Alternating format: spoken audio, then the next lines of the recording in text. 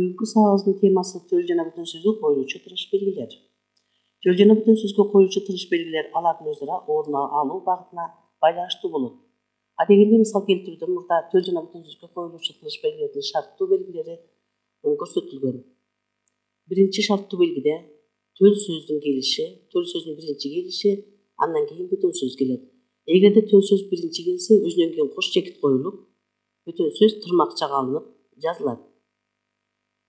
Тескерисинче, эгерде бүтүн сөз биринчи келсе, анда тырмакча ачылып, бүтүн сөз жазылат, кайра тырмакча жабылып, бүтүн сөздөн кийин үтүрлүү сызыкча коюлуп, төл сөз жазылат. Үчүнчү шарттуу белгиси төл сөздүн ортосуна бүтүн сөздүн келиши. Бул жерде төл сөз сары сыя менен, бүтүн сөз кызыл сыя менен берилген. Төл сөздүн ортосуна бүтүн сөз келсе, төл сөз жазылат, кош чекит коюлуп, тырмакча ачылат, бүтүн сөз жазылып, тырмакча жабылып, үтүрлүү сызыкчадан кийин кайрадан төл сөз жазылат. Төртүнчү, ушунун тескерисинче, бүтүн сөздүн ортосуна төл сөздүн келиши. Андай болгон учурда биринчи тырмакча ачылат, бүтүн сөз жазылып, тырмакча жабылбастан, бүтүн сөздөн кийин үтүрлүү сызыкча коюлуп, төл сөз жазылат. Төл сөздөн кийин кайрадан үтүрлүү сызыкча коюлат, бүтүн сөз жазылат, эң аягында тырмакча жабылат. Демек, бүтүн сөздүн ортосуна төл сөз келген учурда, төл сөздүн эки жагына тең үтүрлүү сызыкча коюлат экен. Бешинчи, төл сөз менен бүтүн сөз аралашып келген учурлар болот. Бул жерде төл сөз, бүтүн сөз турат. Мындай аралашып келген учурда төл сөз жазылып, төл сөздөн кийин кош чекит коюлат. Кош чекит коюлуп, тырмакча ачылып, бүтүн сөздү жазабыз. Эгерде бүтүн сөз күчтүү сезим айтылган болсо, илеп белгисин коебуз дагы, үтүр коюлбайт. Андан кийин сызыкча коюлуп, кайрадан төл сөз жазылат. Төл сөздөн кийин үтүрлүү сызыкча коюлуп, бүтүн сөздү жазабыз дагы, андан кийин тырмакча жабылат. Демек, төл жана бүтүн сөзгө коюлуучу тырыш белгилердин эң татаалы мына ушул бешинчи шарттуу белги болуп эсептелет. Бешинчиси эң көңүл буруучу, татаалыраак эреже. Төл сөз бул жерде төл сөздүн ортосуна бүтүн сөз келет, болсо бүтүн сөздүн ортосуна төл сөз келген болсо, бул жерде төл сөз бүтүн сөз болуп атат. Демек, ошо мурдагы эрежелерге баш ийеткенбиз. Кайрадан кайталап койгондо, төл сөздөн кийин кош чекит, бүтүн сөз, тырмакча ачылат, бирок жабылбайт. Бүтүн сөз эгерде жай айтылган болсо үтүрүү сызыкча, эгерде күчтүү сезим айтылган болсо илеп белгиси. Андан кийин төл сөз жазылат, төл сөздөн кийин үтүрлүү сызыкча келет. Андан кийин аягында бүтүн сөз жазылып туруп, анан тырмакча коюлат. Эми мисалдарга токтолсок. Бүтүн сөз төл сөздөн мурда келсе, анда бүтүн сөз тырмакчага алынат дедик. Бул жерде мисалда карайбыз. Керсейип, бой көтөрбөй жүр. Жакшы адамдын белгиси жөнөкөйлүктүү болот деп айткан Берне. Бул жерде бүтүн сөз кызыл сыя менен, төл сөзүбүз ак сыя менен жазылды. Бул жерде бүтүн сөз биринчи келгендиктен тырмакча ачылып, бүтүн сөз жазылып бүтүп, андан кийин төл сөз жазылды. Демек, бул жердеги шарттуу белгилердин ичинен экинчи белгиге туура келет экен.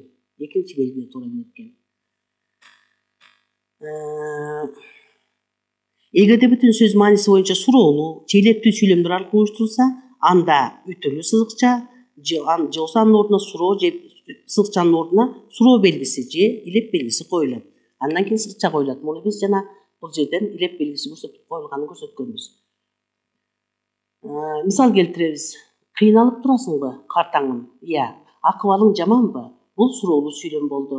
Демек, бул жерде үтүрлүү сызыкча келген болсо, бул жерде суроо коюлду дагы, үтүр коюлбастан сызыкча гана коюлду. Деп айткан, деп танабай аттын кулагын кармалады. Демек, бул жерде деле бүтүн сөз биринчи келди, бирок суроо иретинде келди. Суроо белгиси коюлду. Андан кийин, эгерде илеп белгиси коюлса, дагы жана айттык, тарт тизгиниңди, жакын жолобо, деп кыйкырды Мурат. Демек, бул бүтүн сөз башка бирөөнүн сөзү күчтүү сезим менен айтылгандыктан илеп белгилери коюлду дагы, сызыкча коюлуп туруп, анан төл сөз жазылды. Эгерде бүтүн сөз төл сөздөн кийин келсе, экинчи мисалды карайбыз. Эгерде бул жерде экинчи сүйлөмүбүздө бөтөн сөз, төл сөздөн кийин келген биринчи айттык. Мында төл сөз биринчи келди дагы, андан кийин бөтөн сөз келди. Бул жерде бөтөн сөз жашыл сыя менен жазылып турат. Атактуу Леонардо да Винчи деп айткан: пайдасыз жаткан темирди дат басат, акпаган сууну балыр басат, ал эми пайдаланбаган акылды маң басат. Бул жерде төл сөз биринчи келди дагы, бөтөн сөз экинчи келди. Бул биринчи, мына бул жерде көрүп тургандай биринчи эрежеге туура келет экен. Демек, бул кашанын ичинде биз бул биринчи эрежеге туура келди деп көрсөтүп койсок болот. Эми үчүнчү бул жерде дал келип турат, бул жерде орун алмашы болгон экен. Демек, үчүнчү төл сөздүн ортосуна бөтөн сөздүн келиши. Мынакей биринчи төл сөз жазылат. Гёте: байлыктан ажыроо анча-мынча жоготуу, кайратын жоготуу, баардыгын жоготуу дептир. Демек, бул жерде өзүбүздүн сөзүбүз Гёте дептир. Мынакей бул жерде туруп атат төл сөз, анан төл сөз. Ал эми ортосунда бөтөн сөз туруп атат. Бул жерге мына дептир, бул жерге кырчып коебуз. Демек, үчүнчү эрежеге ылайыктуу берилген экен. Үчүнчү эрежеге ылайыктуу берилиптир. Андан кийинки суроо немебиз, эрежебиз төртүнчү тескерисинче, бул жерде бөтөн сөздүн ортосуна төл сөздүн ортосуна бөтөн сөз келип атса, эми төртүнчүнү жакшылап эме кылабыз. Бөтөн сөздүн ортосуна бөтөн сөз бул жерде сары менен жазылып турат дагы, өзүбүздүн төл сөзүбүз ак менен. Ушул жерде жазылган баардык ак сыялар өзүбүздүн төл сөзүбүз. Демек, бөтөн сөздүн ортосуна төл сөздүн келиши. Адамдын баардыгында эки түрдүү кемчилдик болот, дейт В. Белинский. Бирөө өзү менен кошо жаралса, экинчисин жугузуп алган. Демек, бул жерде төл сөзүбүз бөтөн сөз биринчи келди. Бөтөн сөз биринчи келгенде тырмак чачылат, бөтөн сөз жазылат. Андан кийин үтүрлүү сызыкча коюлуп туруп, төл сөзүбүз жазылып, кайра төл сөздүн биягына үтүрлүү сызыкча коюлат. Шарттуу белгиден издейбиз. Демек, мынакей төртүнчү белги бөтөн сөз тырмак чачылгандан кийин эң аягына чейин тырмакча жабылбайт. Бөтөн сөз тырмак чачылып, бөтөн сөз жазылат, үтүрлүү сызыкча төл сөз, кайра үтүрлүү сызыкча бөтөн сөз. Демек, төл сөз эки жагынан тең үтүрлүү сызыкча менен ажыратылат экен. Мына өзүңөр көрүп тургандай, бул жерде мынакей бул жерде да үтүрлүү сызыкча туруп атат. Дейт Белинский өзүнүн сөзүбүз, андан кийин кайра үтүрлүү сызыкча туруп атат. Демек, бөтөн сөздүн ортосуна төл сөз келген учурда төл сөз эки жагынан тең үтүрлүү сызыкча менен ажыратылып, бөтөн сөз тырмакчага алынып жазылат экен. Бешинчи шарттуу белгини жана дагы көңүл бөлгөн мезгилде айтканбыз. Өтө татаалыраак дегенбиз, анткени төл жана бөтөн сөздүн аралаш келиши дегенбиз. Мына ошого мисал, мына бул кашанын ичинде бул жерге биз азыр төртүнчү деп жазып коелук. Бул жерде демек бул төртүнчү шарттуу белгиге туура келди. Эми бешинчини карайбыз. Демек, бешинчиде биринчи төл сөз келип атат. Ошол замат агай, бул биздин сөзүбүз. Ошол замат агай, азаматсың, деди тилекти кубаттаган болуп. Колуңдан баары келет тура. Демек, бул жерде жашыл менен жазылгандар башка бирөөнүн сөзү бөтөн сөз, ал эми ак сыя менен жазылгандар өзүбүздүн сөзүбүз. Демек, биринчи бул жерде тыныш белгилердин коюлушу жогорудагы төрт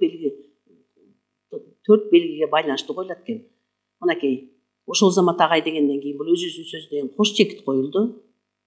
Андан кийин тырмакча ачылып турат.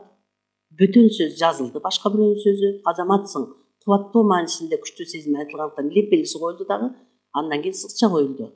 Деди тилекти кубаттаган болуп, бул өзүбүздүн сөзүбүз. Эми өзүбүздүн сөзүбүздөн кийин кайрадан үтүрлүү сызыкча коюлат экен. Колуңдан баары келет, бул башка бирөөнүн сөзү. Аягында илеп белгиси турат дагы, тырмакча жабылды. Демек, карайбыз. Мына ушул эле сүйлөм бешинчиге туура келип атат. Төл сөз келди, кош чекит коюлду, тырмакча ачылды, бөтөн сөз жазылды, илеп белгиси коюлду. Андан кийин төл сөз жазылып, үтүрлүү сызыкча кайра бөтөн сөз жазылып туруп, тырмакча жабылды. Мына ушинтип балдар төл жана бөтөн сөздүн 5 түрдүү тыныш белгиси менен тыныш белгисин өттүк. Ал эми айрым учурда, айрыкча көркөм чыгармаларда дайыма эле төл жана бөтөн сөз тырмакчага ала бербестен диалог түрүндө да келет. Диалог түрүндө келген мезгилде, мына бул жерде шарттуу белгисине токтоло ала дегенде, диалогдо диалогто деп коелуп мындай кылып туруп. Биринчи төл жана бүтүн сөздө бул жерде келди дагы тырмакча алынган. Эми айырмасын карайбыз.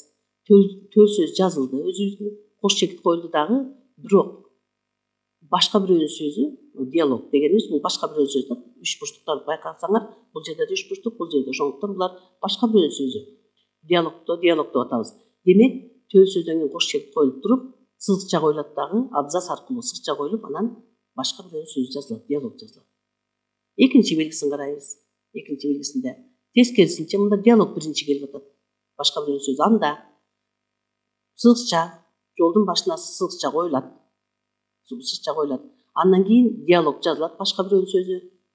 Андан кийин өзүбүздүн төл сөзүбүз жазылат. Бул жерде мисал келтиребиз мынакей. Керсейип бой көтөрбөй, ушул эле бул жерде мына эң биринчи сүйлөмдө кыскартып алдым мен бул жерден. Ушул эле сүйлөм тырмакчага алынган, ушуну эле биз тырмакчага алынбаган формасын бердик.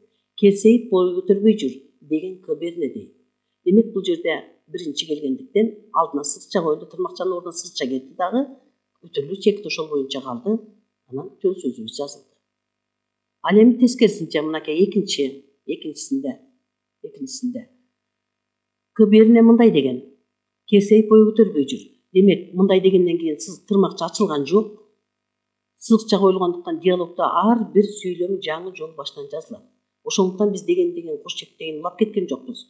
Анда ката болуп калат. Ошондуктан бул ар бир сүйлөм жаңы жол башынан астына сызыкча коюлуу аркылуу жазылат. Ошондуктан мынакей сызыкча коюлду дагы керсейип бой көтөрбөй жүр деп жазылды. Ал эми үчүнчү белгисинде төл сөздүн ортосуна бөтөн сөздүн келиши, мынакей бул жерде да үчүнчү туруп атат. Мынакей төл сөздүн ортосуна бөтөн сөз келгенде биз бөтөн сөз тырмакчага алган болчубуз. Ал эми төл сөздүн ортосуна бөтөн сөз диалог ретинде келген болсо, төл сөз жазылат, кош чекит коюлат, астына жаңы саптан башталып сызыкча коюлат, диалог жазылат, башкатына бөтөн сөз, андан кийин үтүрлүү сызыкча коюлуп, кайра төл сөз жазылат. Айырмасы эмне экен? Айырмасы бул жерде тырмакча турган болсо, бул жерде жаңы саптан башталып тырмакчанын ордуна сызыкча гана коюлду. Төртүнчү,